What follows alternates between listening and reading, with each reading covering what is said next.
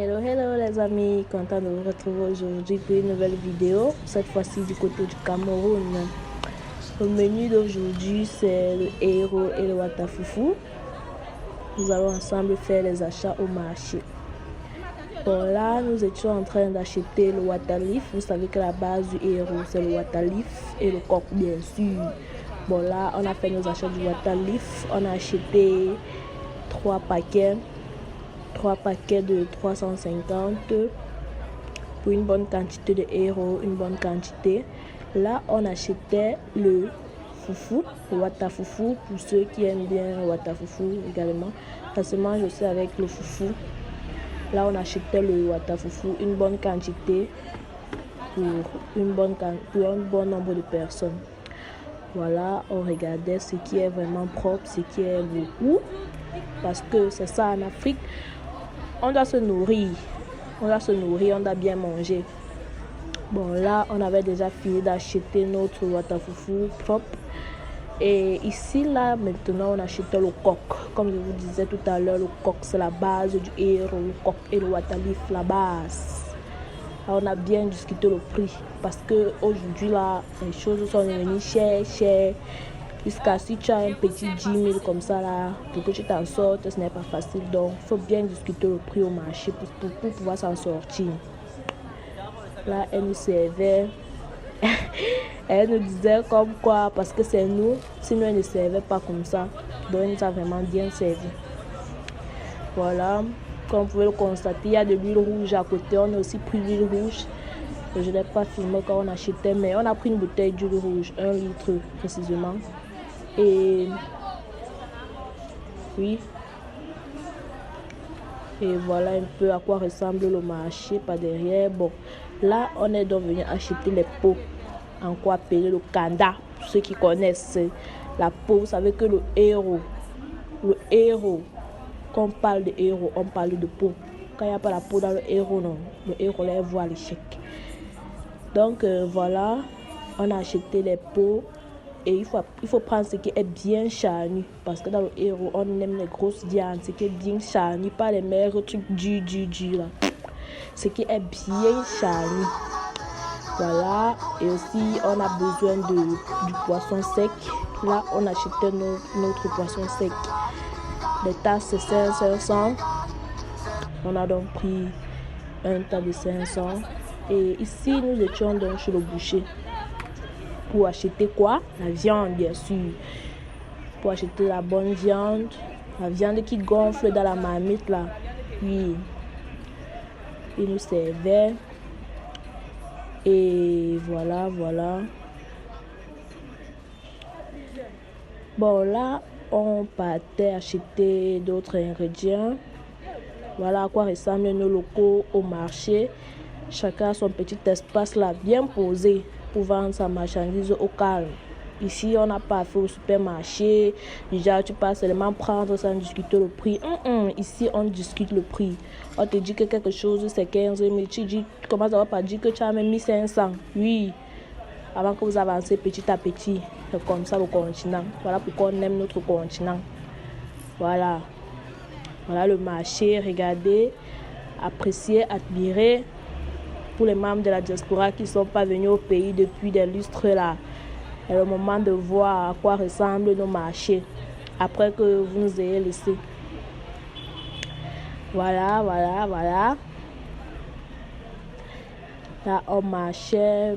Je filmais un peu de partout pour que vous puissiez voir aussi le marché.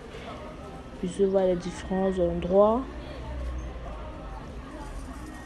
Voilà. Là-bas, c'est le charbon, les croquettes. Bref, le marché camerounais, c'est la guerre. Tu trouves tout. Tu ne peux pas sortir d'un marché et manquer quelque chose que tu n'as pas pu trouver. Trouve tout. Et à tous les prix. Vraiment. Tous les prix. C'est vraiment formidable. Bon, j'ai oublié de vous dire, là, nous sommes au marché d'Acacia du côté de Biomassi pour ceux qui connaissent.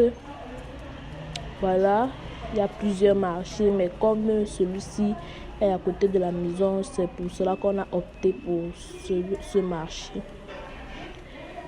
Là, je vous présente un peu les différents endroits, les différentes portions de vente.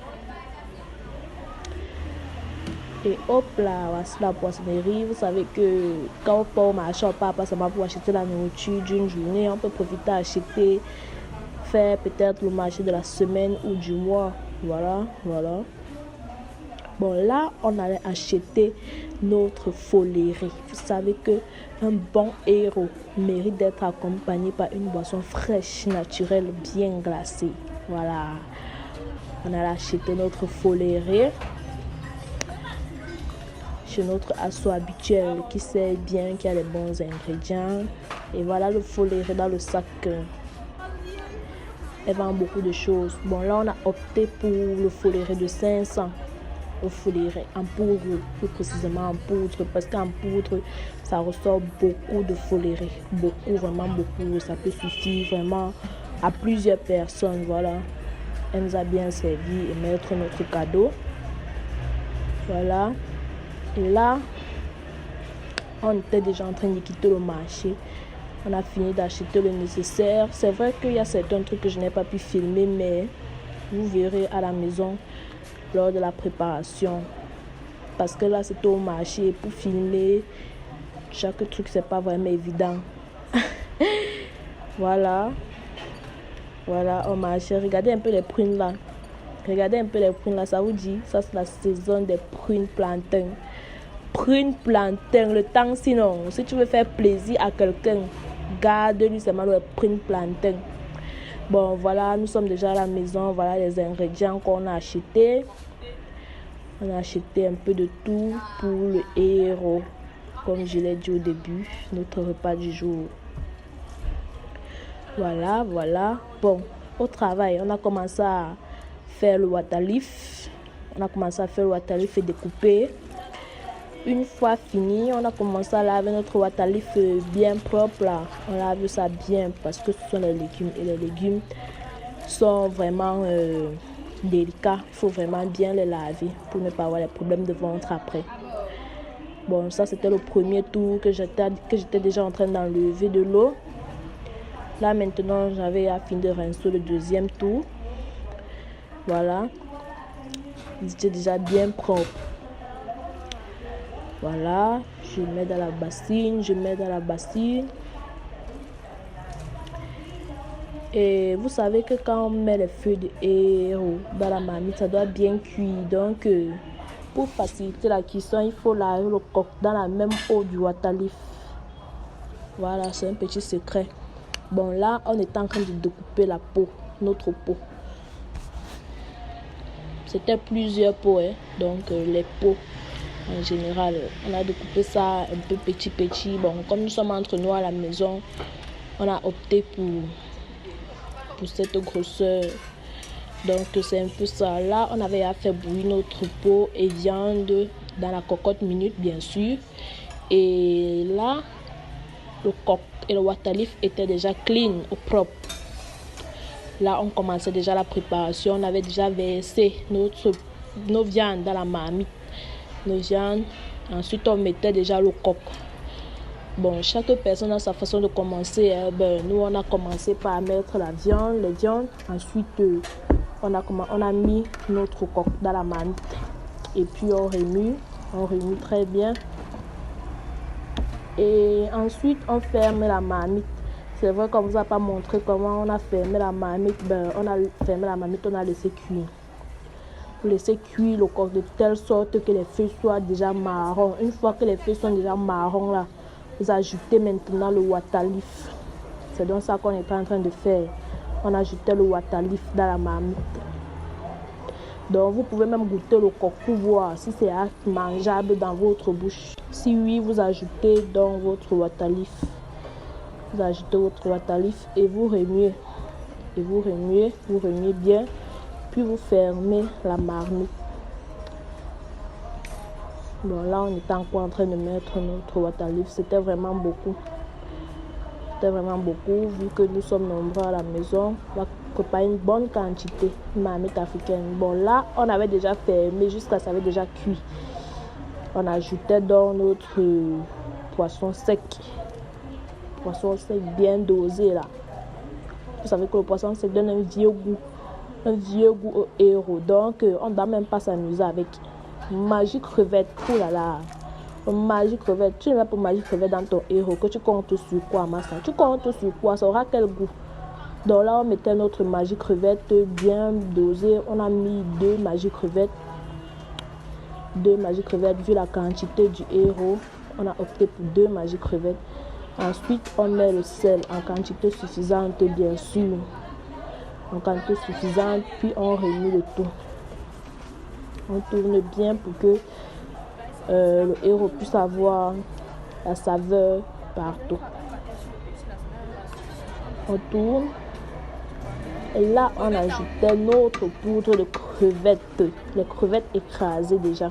On a opté pour les crevettes déjà écrasées. Ah, c'est pour ceux qui n'aiment pas trop les crevettes. Bon, vous êtes libre de mettre ce que vous voulez. Bon, nous, on a opté pour la poudre de crevettes. Genre les crevettes déjà écrasées.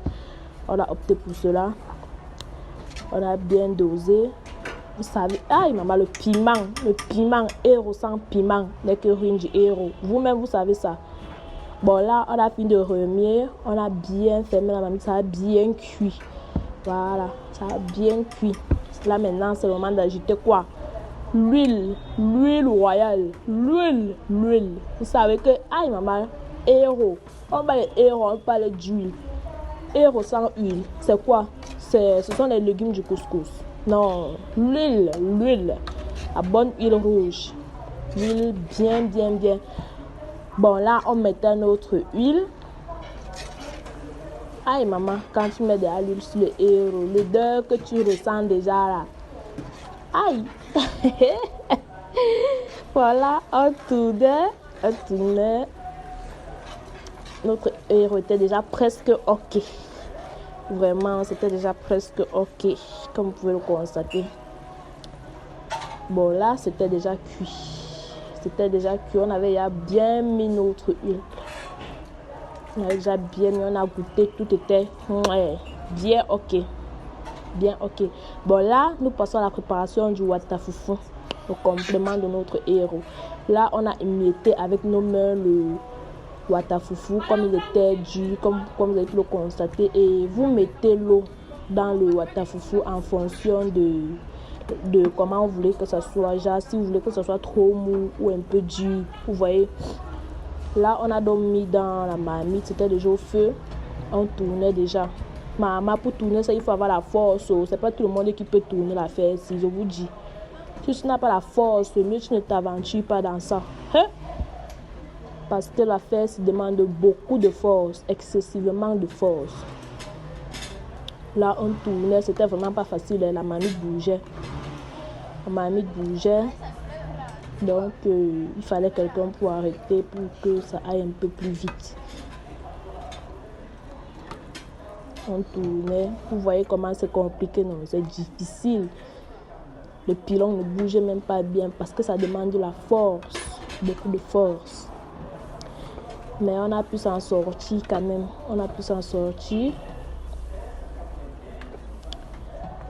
Voilà.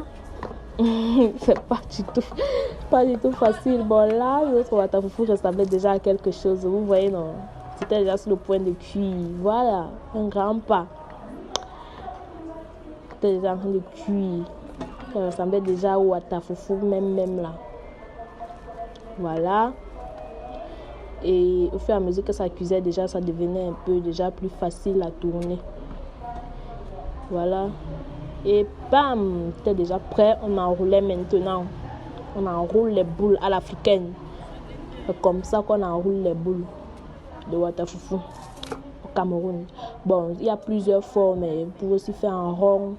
Mais la plupart du temps, c'est comme ça qu'on enroule. C'est comme ça, cette forme ici.